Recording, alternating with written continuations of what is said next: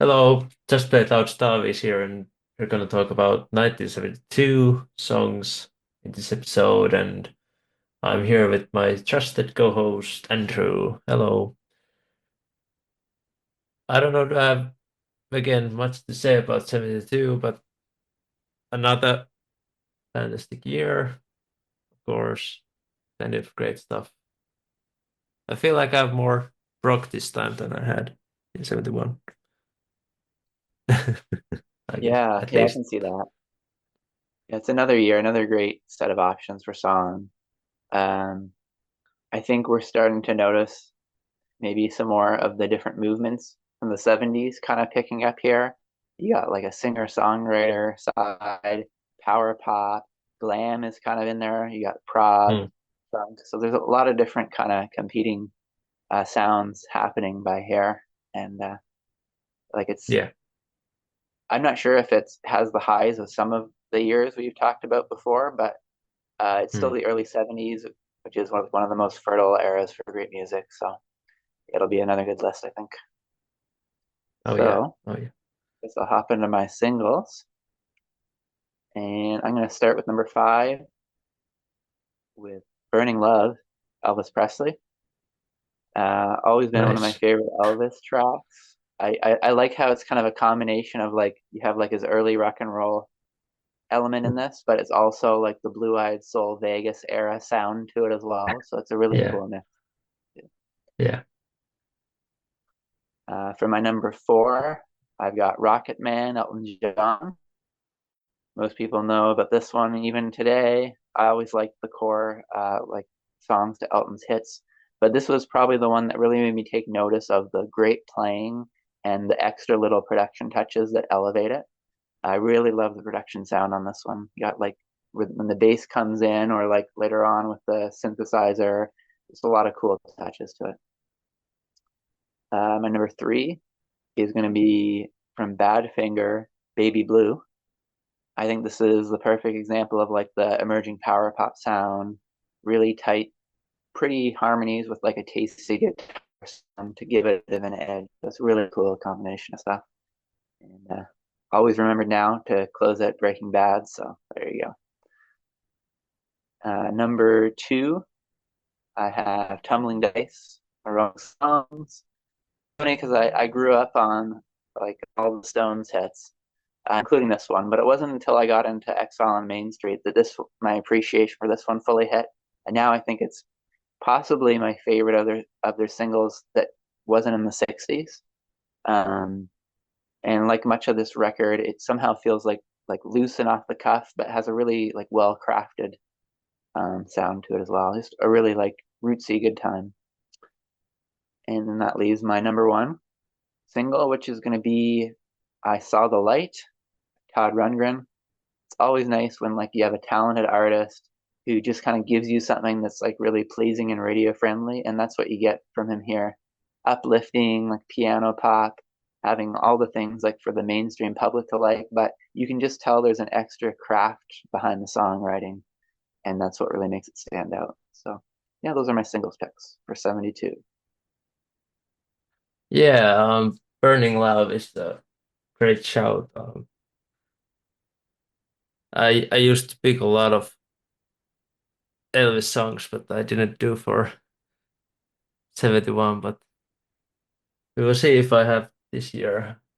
Um, but yeah, my number five single is going to be You're So Vain by Carly Simon. Uh, Fantastic chorus. Um, I also love hearing like the Mick Jagger's backing vocals there. Nice dynamic to the song, and there's something confident about this song, and just and other parts I love. I like the little great little guitar solo that it has, and the lyrics, and yeah, it was like a big year for like for the Grammys too, and was like nominated in multiple categories, including Song and Record of the Year.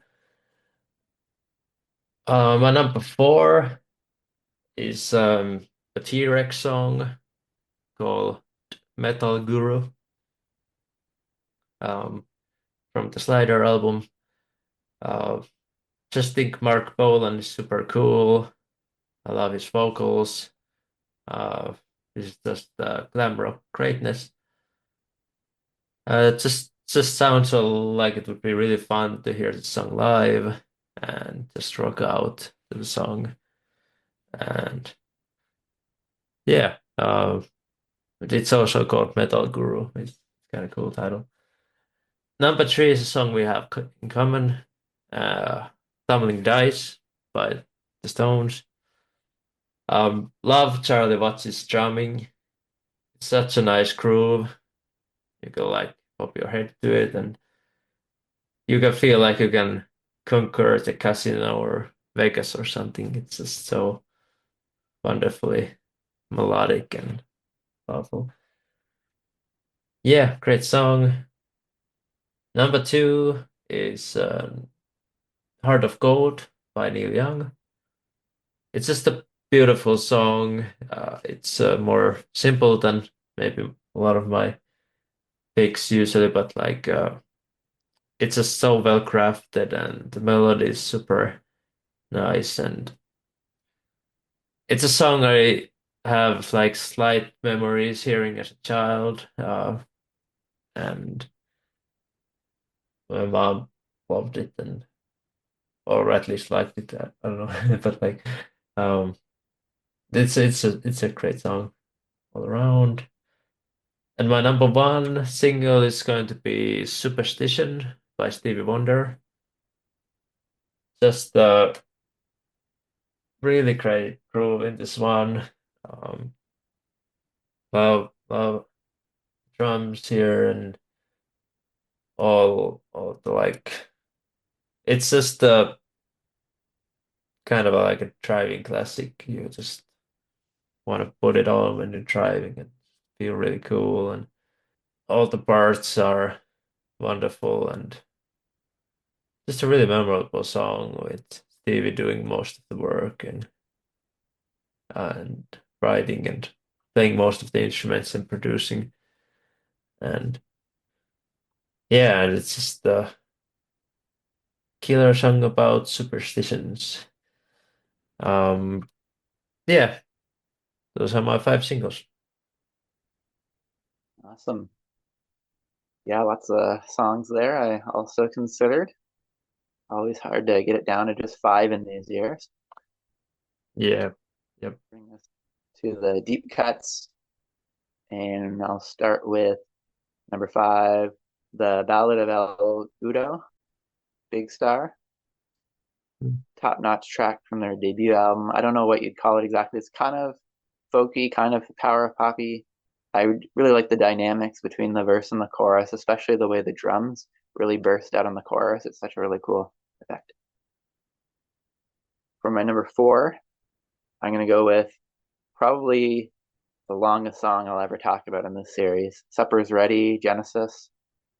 Uh, prog music can be a little bit hit and miss for me, especially when the songs get really long, but uh, I just like the way that they do the little sections in this one.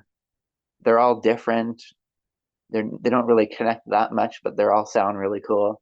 And I just think it's quite delightful the whole way through. Lots of different styles throughout. Cool, punchy vocals, nice organ, um, some nice solos going on. Peter Gabriel always has an emotive voice in these songs, so yeah, it's almost like an album side, but it's all as one track here. So there you go.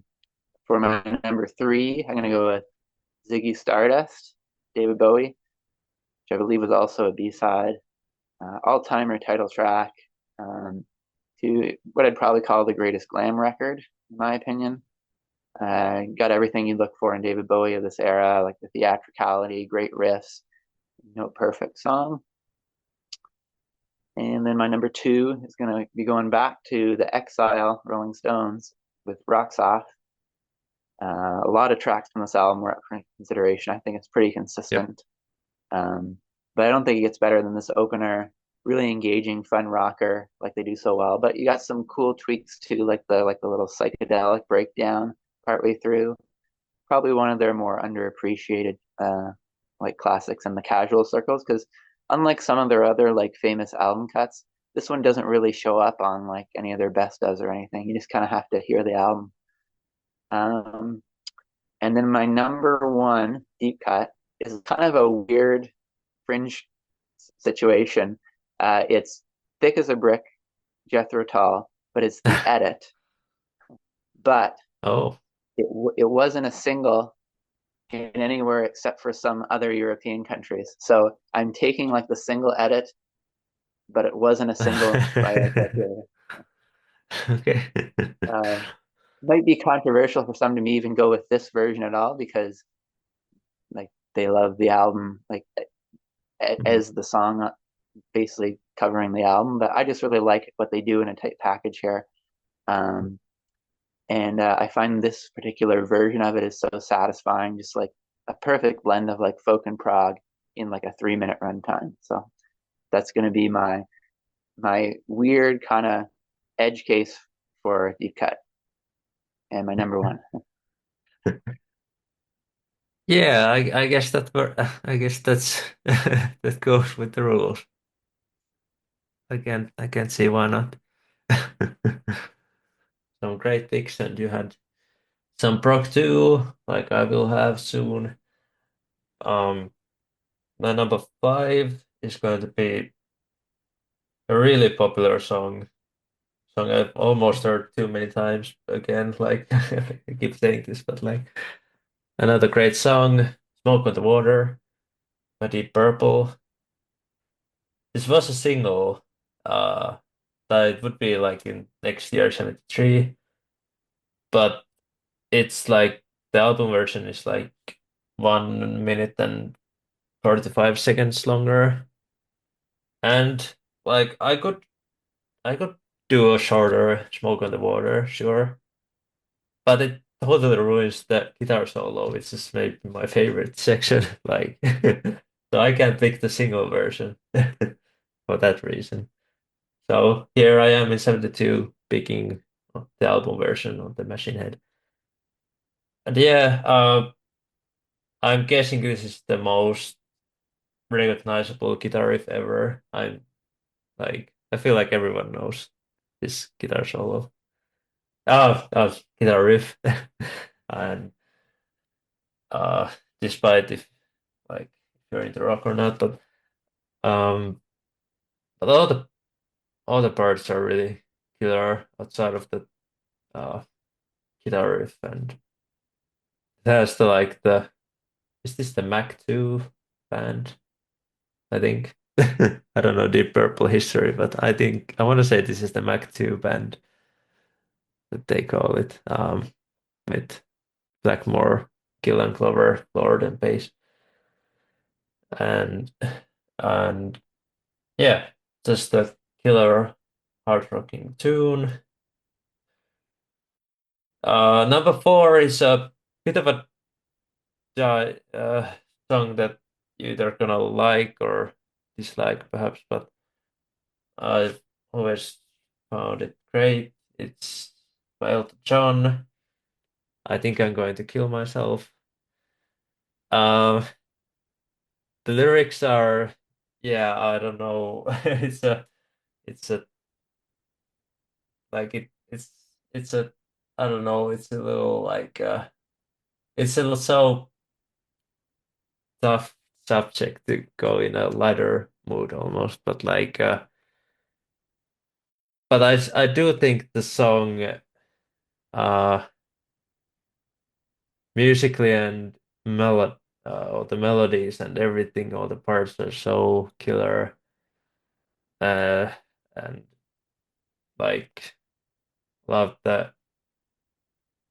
Now that kind of has almost this honky tonk feeling to the song, and uh, love all the pianos and his vocals, and yeah, it's very upbeat, but it also has that like totally switches up the mood in like 4/1 bar, or what do you want to call it then.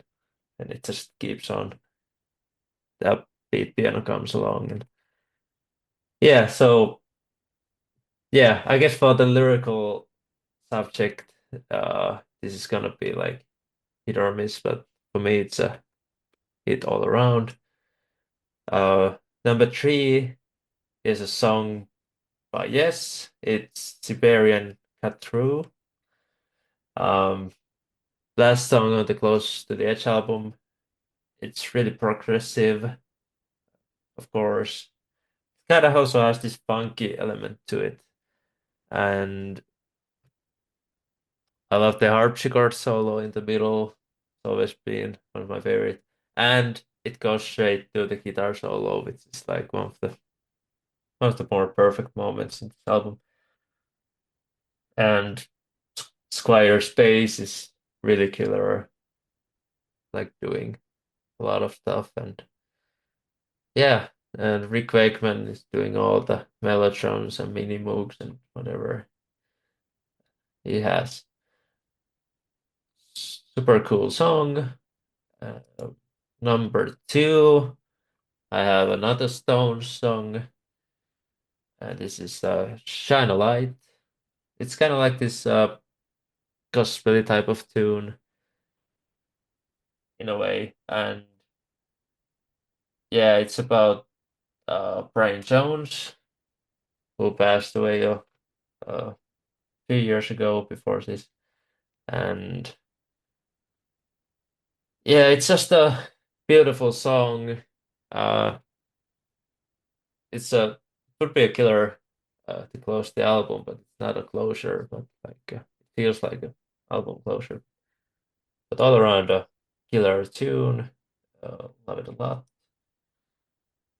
But my number one deep cut is going to be "Close to the Edge" by Yes.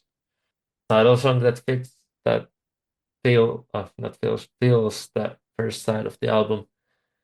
Almost 90 minutes long. It has like a few like I think they're called movements, four in total. Um, I haven't really thought about exactly which are my. I feel like I maybe like the second half of the song more than the first in a way, because the third part is like the I get up, I get down. Uh, it's like totally. You get that really cool organ by Wakeman and John Anderson's angelic voice and then you get like the you get the Rick Wakeman solo, which I'm not sure is it in the third or fourth part. I don't remember how the parts totally like because I don't really look like watch the time when does that section stop in a way because they're really nicely put together. I love all the solos. I remember the first time I put this album on and the first part has maybe there's like birds or something, but the first like 30 seconds or minute, and then it just goes rapid fire with this crazy time signature and everything. Everyone is just going crazy, like, and it's just the like, whoa, what is going on? Kind of mind blowing stuff, and yeah, and you get all these great moments, and including like the Bill Bruford, like one of his best drumming probably on this album and song. And everything is just killer rock. Um, it can get maybe a little bit time to get used to it because it can be a little wild, especially at the beginning. But like, it's just a cool song with plenty of moods and moments. Yeah, solos and everything. Yeah, that's my number one, Close to the Edge. That's the thing with like the Yes songs and prog in general, just the amazing playing and stuff. And then once it hooks you in, then you're good. Yeah. Yeah, yeah, for sure. So that'll take us to Billboard, and I think we're starting to see more of like the adult contemporary side of the 70s take more of a focus in this year. Probably Yeah, over half the number ones have a bit of that side of them in 72. So I think it's probably for me the weakest we've seen so far, but there's still some good songs here. And yeah. for best, I'm going with one you already spoke about, Heart of Gold. I'm always surprised that this was such a huge international hit, but I appreciate that like this yearning country rock song could make it big Mm. like that. And it's a testament to how great the song is that I've heard it so many times without seeking it out, but it still works. And you got like Neil Young's unique voice, the ample use of the pedal steel, and like just a tuneful along, combining forces in all the right ways. So that was my number one, but I also considered Al Green's "Let's Stay Together," Harry Nilsson's cover of "Without You," and Roberta Flack's "First Time Ever I Saw Your Face." Those were the ones that were kind of on my short list. Yeah. Basically, for me, it was a battle between Without You and Heart of Gold, which I'm gonna pick because I've talked about both of these songs already. I'm going with Heart of Gold. It's pretty close, but I feel like a little bit more meaningful to me. But yeah, I was also kind of surprised that never really realized that this is like a number one single level, but like totally awesome, even if it was like for a week. But yeah, cool. Like yeah, I already talked about it, but great song, of course. Nice. Yeah, and then that brings us to the worst. So I guess I'll start with saying if there's one style of music from this time that I don't tend to like as much, it's novelty songs. Uh, and Yep. we were talking before the video about the specific version, I guess, of this song. Um, because whether you have issues with the song to begin with, I think the version that topped the charts puts it on another level too. So my pick is Chuck Berry's "My Ding-a-Ling" live, and it's a very juvenile song with like the naughty double entendres and I guess pretty bare bones. Other than that, um, and but this version has like the crowd taking over for a lot of the chorus, and that just I don't know, just makes it not very interesting to listen to at all. And so it's not even the best version he recorded of the song. Just one of those cases of a confusing choice to make number one. But so this was like the obvious choice for me. I guess next up I would probably consider like I don't know, Black and White or I Am Woman, songs that I don't really like that much, but they're all right if they're on. But as much as I like Chuck Berry, I don't think this is what you want to show to sell him as an artist. Yeah. Um, I gotta be honest, like this year, I feel like it started quite well, like the first few months. Right. And then like after maybe somewhere maybe in June or somewhere, it just keeps like pretty good songs for the most part, but like nothing totally special. A lot of like a acoustic type of soft rock or like Yeah. nothing too interesting or yeah, so it was a kind of like a slightly boring actually to listen to Yeah. this year at least. Um, but I will agree with you. My Ding-a-Ling was also my least favorite. Um, yeah, I first listened to the some wrong version, which didn't have the um crowd singing, and that was a, definitely a better version. Not like a great song either way, but like didn't have to hear the audience sing. That was a good thing. But uh this is just a strange song to me because this feels almost like this would have to be like a 1963 song or something. Like it feels like 72, okay? Like uh Like I feel like uh something like Stones or someone would already like speak about these topics in a cooler way. Of course, this is total novelty and tongue in cheek, um, but it's just also not really funny and just like kind of dumb in a way. And yeah, I don't know, like the live part of the song isn't very enjoyable either. So not something I really enjoy. Uh, it probably gave me a little chuckles in a way, uh, but at least I was like when I was listening to this song like June through let's say November, I was like, but then I was so happy that like Papa Was Rolling Stone came, and I was like, we're back on track at least. That's a great song.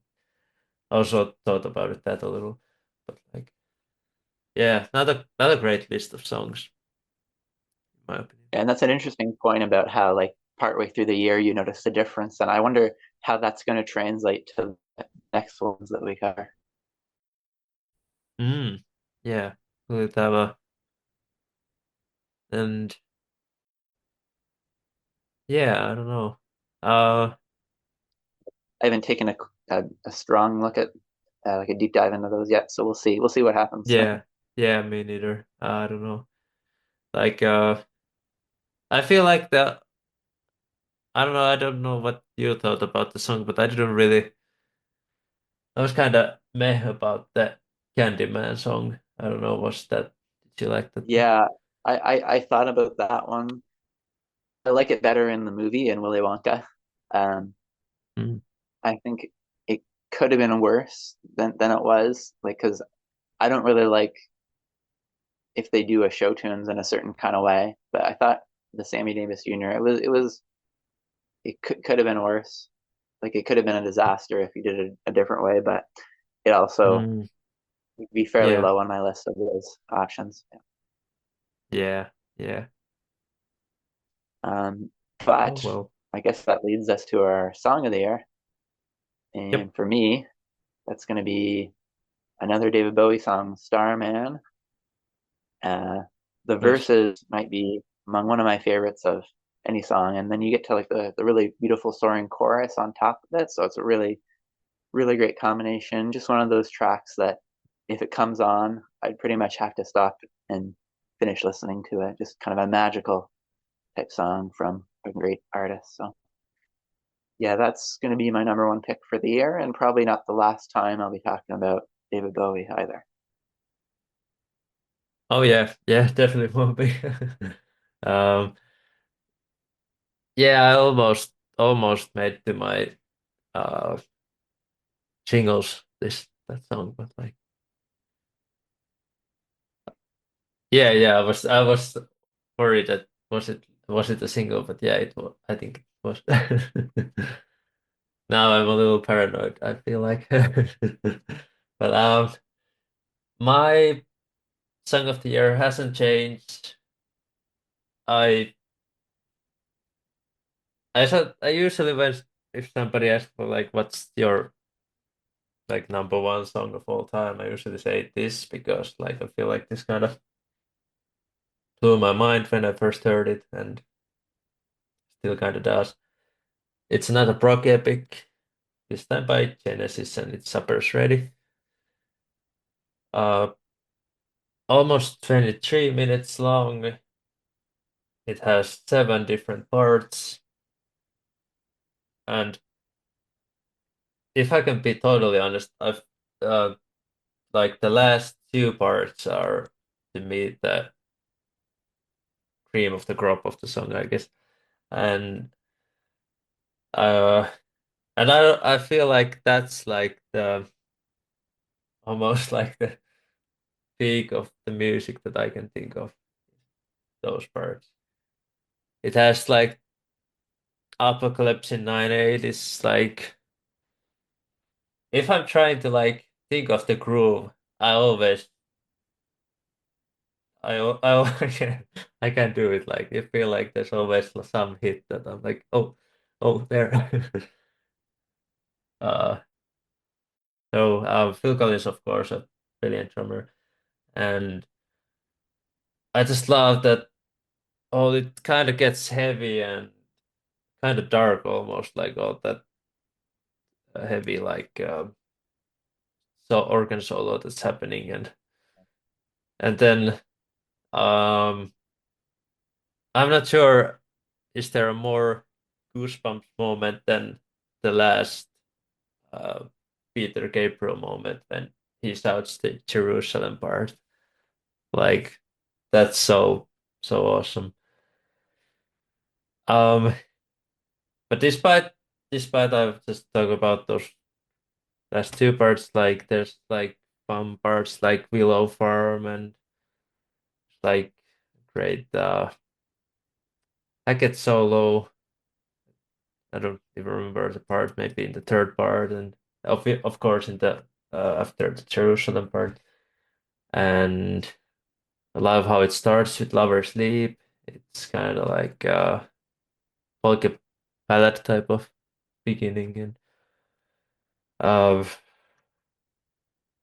yeah, I love all the crazy parts, like uh, the flower part is so funny, and I I love the flower costume that he puts on live, and it's just yeah, you can criticize perhaps that it doesn't really flow as well as maybe like close to the edge. But for me, this has some of those moments that to me even close to the edge doesn't have, like particularly the last two parts. It's like pretty much perfect to me. But not saying like all the parts are great, of course. But like those are the what I'm really waiting for. Like I would wait that drums to happen in Stairway. It's all great before and after, but just something extra special happening then. But yeah, supper's ready. Number one song of the That's year. cool. That's probably one of the most surprising matchups that we had so far. I'm not that surprised that you put it there, but I was able to get it in too, so that's kind of cool. Oh yeah, oh 'Cause yeah, yeah, yeah, true. wonder. Maybe we don't. I'm not sure will we have a lot of prog epics in common. That's what I was thinking, yeah. But we got it this time. Yeah. Yeah. I Oh, think I can safely say that there will be more prog songs to come though for me. So yeah, to be and determined. for me, for sure, for sure. Yeah, that was 72. Another great year, and we want to hear your favorites in 1972 songs in the comments. Um, Thank you for watching and see you in the next episode. Bye bye.